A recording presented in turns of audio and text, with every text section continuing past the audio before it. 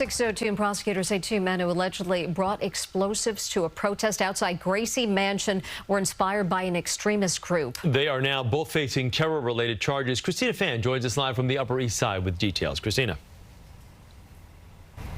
Well, Chris and Mary, police say both of these suspects waived their Miranda rights after being arrested and admitted to being motivated by extremist ideology. One of them allegedly told investigators that he watched ISIS propaganda on his phone, while the other declared his allegiance to the Islamic State.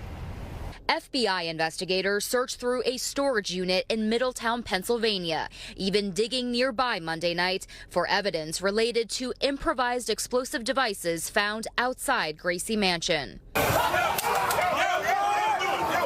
Police say the suspects, 18-year-old Amir Balat and 19-year-old Ibrahim Kayumi, brought the homemade bombs from Pennsylvania to an anti-Muslim protest in the city to try and detonate them. On Monday, both teens made their first appearances in federal court, where they were charged with 5 counts, including the use of a weapon of mass destruction and transportation of explosive materials. Photos from court documents show what was inside one of the IEDs, bolts and screws to trigger maximum damage. They could have caused death, destruction. According to the federal criminal complaint, both suspects made statements during their arrests about ISIS. Kayumi allegedly pledged his allegiance to the terror organization. When law enforcement officers asked Balat if he was familiar with the Boston Marathon bombing and if that was what he was intending to do, he allegedly said no, even bigger. It was only 3 deaths. It is chilling